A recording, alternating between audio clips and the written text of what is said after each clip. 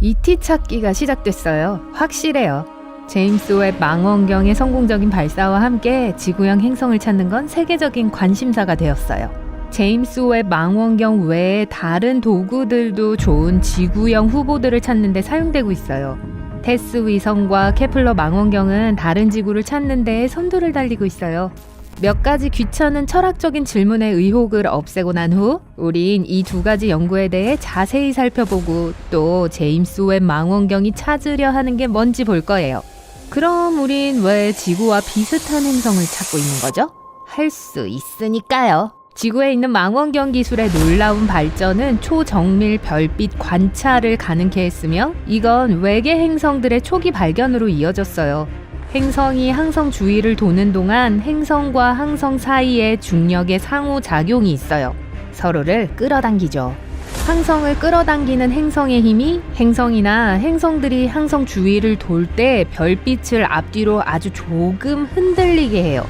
항상 그래왔지만 별빛의 흔들림은 결코 감지될 수 없었는데 왜냐하면 별빛은 항상 깜빡거리기 때문이에요. 반짝반짝. 망원경 내부의 적은 광학은 천문학자들이 별빛에서 반짝임을 덜어냄으로써 처음으로 외계 행성을 찾을 수 있게 해준 기술적 돌파구예요. 망원경 거울 밑면에 있는 기계 스프링은 지구의 대기를 통과하는 별빛에 의해 생긴 왜곡, 반짝임을 중화시키기 위해 거울을 아주 약간 구부려 놨어요. 희미한 별빛이 없어도 항성이 행성을 중력으로 잡아당겨서 생기는 약간의 흔들림은 관찰할 수 있어요.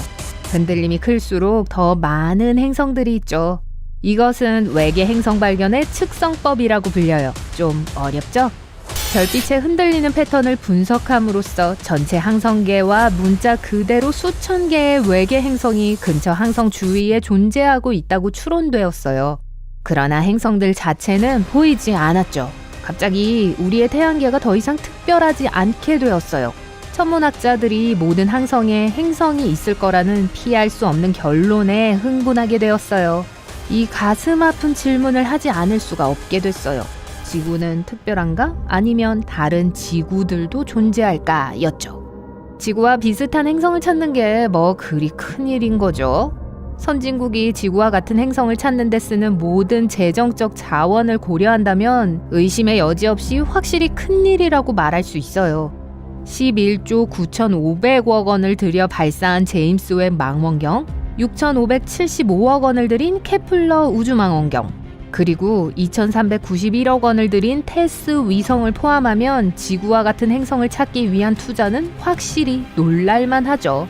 이런 비용이 하드웨어만을 계산한 비용이라는 걸 염두에 두고 연구의 전체적인 규모를 가늠하려면 전 세계 대학, 국립우주기관 및 민간기관의 데이터 마이너, 박사학위의 분석가, 세계 곳곳의 대학원생 팀들의 급여도 포함되어야 해요. 다른 지구를 찾는 게 정말로 어마어마한 일이라는 결론을 내릴 수 있죠. 우리가 하나 찾았다고 해보죠. 그렇다면 지구는 더 이상 혼자가 아니에요. 우리가 그 행성 중 하나에 곧 갈 수 있는 건 아니에요. 성간 여행은 물리학과 기술의 획기적인 발전을 필요로 하는데 우린 아직 거기에 도달하지 못했어요. 하지만 우리 은하 바깥에 액체, 물, 산소, 그리고 거주 가능과 같은 모든 필수적인 측면에서 지구와 비슷한 행성들이 있다는 걸 아는 건 우주를 더 좋고 더 반갑고 더 공부하고 탐험하기 흥미롭게 만들 거예요. 또 우리 고향 행성에 대한 자부심을 높이고 우리를 더 나은 지구인이 되게 해줄 수도 있어요. 다른 지구를 찾는 세 가지 임무를 맡은 케플러 망원경, 테스 위성, 그리고 제임스 웹 망원경은 외계 행성을 찾기 위한 다른 접근 방법을 사용해요. 그리고 테스라는 약자는 그 방법이 뭔지 우리에게 알려줘요. T는 트랜짓을 의미하는데 그게 전체 외계 행성 탐사의 주요 키예요. 이는 여러분이 예상했듯 외계 행성을 뜻해요. 또 다른 지구를 찾기 위한 훌륭한 조사의 목표물이죠. S는 조사를 의미해요. 왜냐하면 테스가 근처에 수십만 개의 별을 보고 있기 때문이에요. 그리고 S는 위성을 의미해요. 왜냐하면 태양을 공전할 제임스 웹 우주 망원경과는 다르게 테스는 지구 궤도를 돌기 때문이에요. 행성이 항성 앞을 지나갈 때 그건 트랜짓이라고 불려요. 행성이 항성에서 오는 빛의 일부를 차단할 거예요. 이 항성의 감소 또는 희미함은 측정될 수 있어요. 별빛이 어두워지는 것으로 그 행성에 대해 많은 걸 알 수 있어요. 그 항성이 얼마나 밝고 항성 앞의 트랜짓으로 인해 빛이 얼마나 어두워졌는지로 행성이 얼마나 거대하고 가까이 있는지 알 수 있어요. 하지만 어떤 건지는 알 수가 없어요. 행성의 궤도가 타이밍이 맞지 않으면 그게 큰지 가까이에 있는지 알 수 없어요. 그 뜻은 우리의 테스 위성이 오랫동안 별을 촬영해야 한다는 걸 의미해요. 별 촬영, 할리우드가 좋아하겠네요.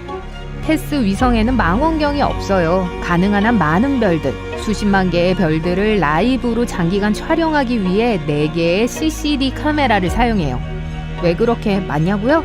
행성의 트랜짓을 관찰하기 위해선 테스 위성 카메라와 항성 사이를 바로 통과해야 하기 때문이에요. 만약 행성이 항성과 테스 카메라 사이에 정확한 가시거리 각도 내에 있지 않으면 아무런 별빛도 차단되지 않기 때문에 보이지 않을 거예요. 행성 트랜짓은 드물어요. 예를 들어 금성은 지구에서 바라보았을 때 단 몇백 년에 한 번씩 태양을 가로질러 가요. 하지만 장기간 동영상 스트리밍하고 있는 테스의 카메라들은 수십만 개의 항성들 사이에서 많은 행성 트랜짓 현상을 관찰하고 있어요. 무슨 뜻인지 아시죠? 트랜짓 방법에 의해 관측되는 것보다 수백 배 또는 수천 배 더 많은 행성이 있다는 의미예요. 따라서 모든 항성에는 행성이 있다는 피할 수 없는 결론이 나와요. 행성은 어디에나 있어요. 그리고 이제 짜잔! 6.5m 크기의 거대한 거울을 가진 제임스 웹 우주 망원경이 탐사에 들어가요. 이것은 기술의 경이, 현대 세계의 불가사의, 첨단 공학의 기적이에요. 기대가 극에 달하고 있어요. 하지만 높아진 기대치만큼 큰 공포가 찾아와요. 그리고 제임스 웹 우주 망원경이 첫 사진을 보내기 전에 뭔가가 잘못될 수도 있어요. 예를 들어 허블 우주 망원경이 1990년에 발사된 후 1993년에 수리 임무가 착수되어야 했어요. 허블 망원경의 거울이 잘 점검되지 않았고 사진들이 매우 흐릿했어요. 우주 비행사들이 거울을 고치기 위해 올라가 멋진 우주 유영을 해야 했죠. 수리 후 허블이 돌려보낸 사진들은 원래 의도했던 것보다 더 정밀했어요. 이렇게 해서 개선된 모델이 등장했어요. 제임스 웹 망원경에선 이런 일이 일어날 수 없어요.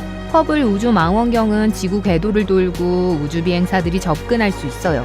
제임스 웹 우주 망원경은 태양 주위를 돌고 있고 달을 훨씬 넘어 우주 비행사들의 손이 닿지 않는 곳에 있어요. 왜냐하면 그곳에 우주 비행사들을 태워갈 우주선이 없기 때문이죠. 이상이 생기면 수동으로 고칠 수가 없어요. 설상가상으로 제임스 웹 우주 망원경은 행성 간 우주의 혹독한 환경에서 발생할 수 있는 손상이나 기계적 오작동을 검사할 수 있는 단 하나의 카메라만을 탑재하고 있어요. 모든 원격 수리는 지구에서 안 보이는 상태에서 수행되어야 해요. 제임스 웹 우주 망원경은 이제 완전 배치되었어요. 단일 이미지를 생성하려면 18개의 거울 부품들이 정렬되어야 해요. 일단 망원경이 완전 배치된 후 이 아주 중요한 프로세스는 완료하는데 몇 달이 걸릴 거예요.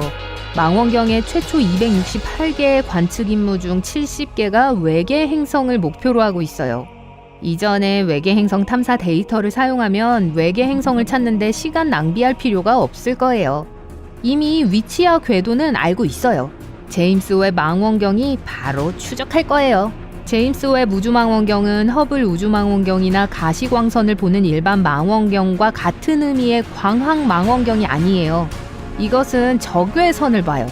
행성들의 사진은 밝은 점으로 대기가 있다면 다소 흐릿할 겁니다. 행성들의 스펙트럼이 외계 행성에 대한 가장 많은 정보를 줄 거예요. 외계 행성 주위의 모든 가스는 별빛이 행성의 대기를 통과할 때 별빛을 약간 흡수해요. 행성의 대기에 생명을 암시하는 메탄, 산소 또는 이산화탄소가 있다고 가정해 봅시다. 이 경우 제임스 웹 망원경이 분광 분석을 통해 그걸 포착할 수 있을 거예요. 외계 행성의 전체 모습은 적외선 정보로부터 형성될 수 있어요. 그것의 온도 범위, 대기 함량, 액체 상태 물의 가능성, 그리고 심지어 생명체의 가능성까지도요. 이건 엄청난 일이죠. 제임스 웹 우주 망원경이 수행해야 할 다른 임무도 있어요. 우리 은하의 성운에서 별 형성 및 행성 형성을 조사해야 하죠.